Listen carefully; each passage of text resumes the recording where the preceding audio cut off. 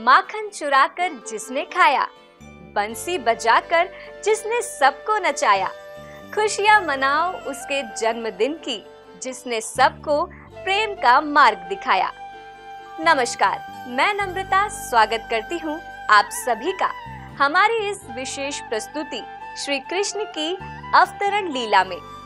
भगवान श्री कृष्ण के जन्मोत्सव को पूरे विश्व में श्री कृष्ण जन्माष्टमी के पर्व के रूप में मनाया जाता है।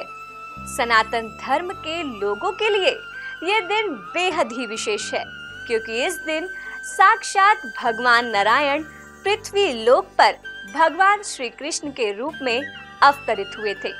तो चलिए कार्यक्रम की शुरुआत करते हैं और सर्वप्रथम जानते हैं कि वैदिक पंचांग के अनुसार भगवान श्री कृष्ण का जन्म कब हुआ था, कैसे जन्माष्टमी के पर्व को मनाया जाता है और क्या है जन्माष्टमी के पर्व का महत्व। वैदिक पंचांग के अनुसार भगवान श्री कृष्ण का जन्म भाद्रपद माह के कृष्ण पक्ष की अष्टमी तिथि और रोहिणी नक्षत्र में हुआ था। इसीलिए प्रत्येक वर्ष भाद्रपद कृष्ण अष्टमी को श्री कृष्ण जन्माष्टमी का त्योहार मनाया जाता है। श्री कृष्ण जन्माष्टमी को कृष्ण अष्टमी, गोकुला अष्टमी, अष्टमी रोहिणी, श्री कृष्ण जयंती और श्री जयंती जैसे विभिन्न नामों से भी जाना जाता है। वर्ष भर श्री कृष्ण के भक्त बेसब्री से इस दिन का इंतजार करते हैं। श्री कृष्ण भक्त उनके जन्मदिन को मनाने के लिए बड़े उत्साहित रहते हैं। जन्माष्टमी के दिन जगह जगह विशेष कार्यक्रम आयोजित किए जाते हैं। गली मोहल्ले में बच्चों से लेकर बड़ों तक इस दिन श्री कृष्ण लीला से जुड़ी झांकियां सजाते हैं। भक्त इस दिन कठिन निर्जला व्रत भी रखते हैं और घर परिवार की सुख और शांति के लिए प्रभु से प्रार्थना करते हैं। भगवान श्री कृष्ण की लीला स्थली मथुरा, वृंदावन और गोकुल में जन्माष्टमी के त्योहार की विशेष धूम रहती है।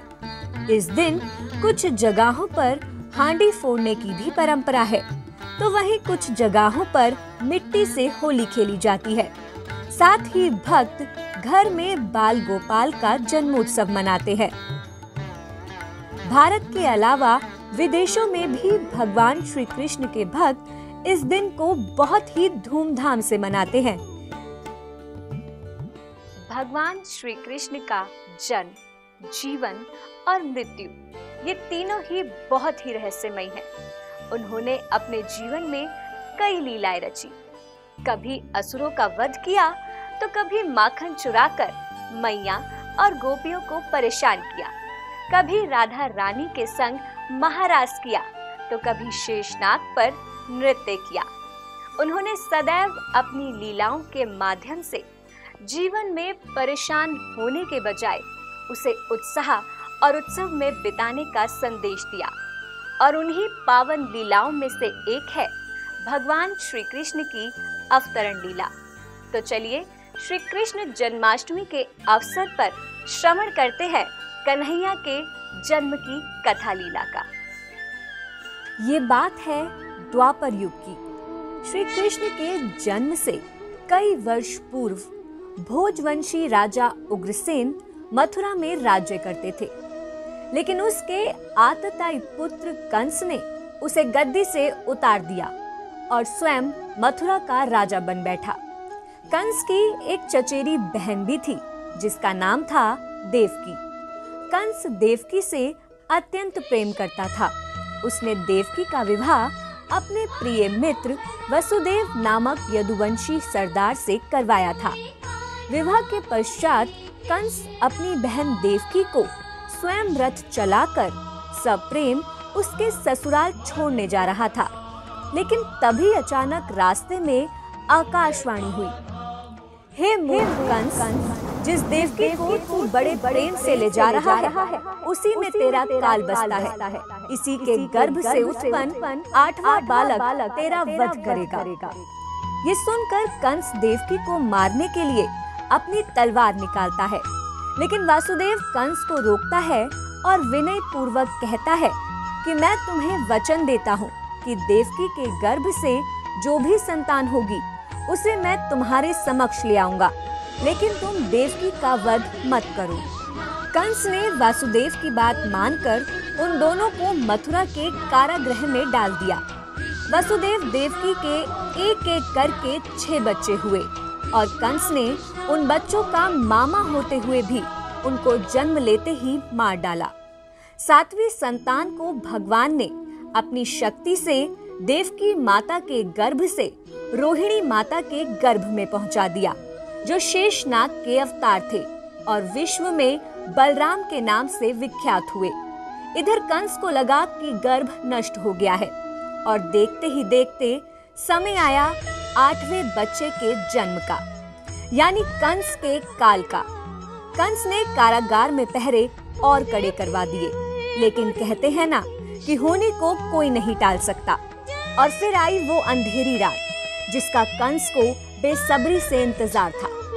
भाद्रपद कृष्ण अष्टमी तिथि की घनघोर अंधेरी आधी रात को रोहिणी नक्षत्र में देवकी माता के गर्भ से साक्षात भगवान विष्णु के अवतार श्री कृष्ण ने जन्म लिया। नन्हे कान्हा के जन्म लेते ही भगवान ने रची एक ऐसी अद्भुत लीला जिसे सुनकर ही आश्चर्य होता है। जिस कोठरी में देवकी वासुदेव कैद थे उसमें अचानक प्रकाश हुआ। कारागार के दरवाजे स्वतः खुल गए, सभी सैनिक अपने आप सो गए। तभी वासुदेव और देवकी के सामने प्रकट हुए साक्षात भगवान विष्णु और बोले कि मैं तुम्हारी 8वीं संतान के रूप में जन्म ले चुका हूँ। तुम मुझे तुरंत गोकुल में नंद बाबा के यहाँ पहुँचा दो और उनके यहाँ अभी अभी जन्मी कन्या को लाकर कंस को सौंप दो। नंद बाबा वासुदेव के मित्र थे। उनकी पत्नी यशोदा के गर्भ से एक नवजात कन्या ने जन्म लिया था, जो कोई और नहीं केवल योग माया थी। वासुदेव ने नन्हे कन्हैया को एक टोकरी में रखा और उस टोकरी को अपने सिर पर उठाकर घनघोर वर्षा में चल पड़े नंद बाबा के घर। जैसे ही वे कारागृह से बाहर निकले, तभी शेषनाग ने बारिश से बचाने के लिए अपने प्रभु को छत्र छाया दी। वासुदेव जी जैसे ही यमुना जी में उतरे, तभी अचानक यमुना में उफान आने लगा और वासुदेव जी पूरी तरह से डूबने लगे। वासुदेव जी को चिंता और भय सताई कि यमुना नदी और उफान लेती है तो मेरे लला को डुबो देगी। अपने पिता की चिंता देखकर नन्हे कृष्णा अपने चरणों को टोकरी से नीचे लटका देते हैं, जिनका स्पर्श कर यमुना महारानी अपनी साधारण अवस्था में वापस आ जाती हैं और उन्हें गोकुल जाने का रास्ता देती हैं। यमुना जी को पार कर वासुदेव नंद जी के घर पहुंचते हैं और कान्हा को माँ यशोदा के साथ सुला देते हैं और उनकी नवजात कन्या को अपने साथ मथुरा ले आते हैं। हालांकि कहा जाता है कि इस घटना के बाद वासुदेव सब कुछ भूल गए थे। ये सब योग माया के प्रभाव से ही हुआ था। इधर कंस को पता चला कि वासुदेव देवकी की 8वीं संतान जन्म ले चुकी है, तो वह तुरंत कारागार पहुंचता है। जैसे ही कंस उस नवजात कन्या को पत्थर पर पटक कर मारने का प्रयास करता है, तभी कन्या अचानक कंस के हाथों से छूटकर आकाश में पहुंच जाती है और अपने दिव्य स्वरूप में आकर बोलती है, अरे मूर्ख, मुझे मारने से क्या होगा?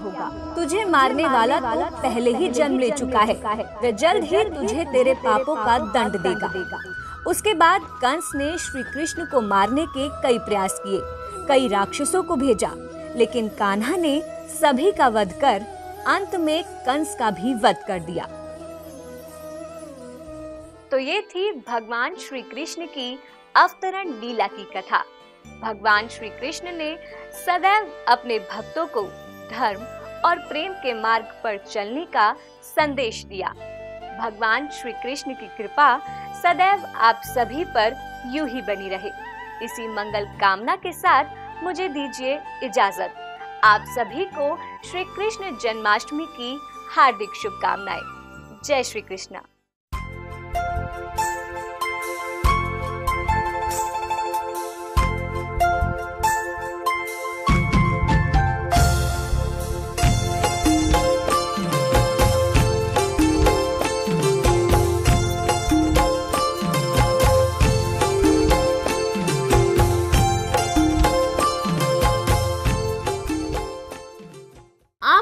संत वाणी चैनल को सब्सक्राइब करें, वीडियो को लाइक करें, शेयर करें और हाँ, बेल आइकन पर क्लिक करना बिल्कुल ना भूलें ताकि हमारी किसी भी वीडियो की सूचना सबसे पहले आपको मिले।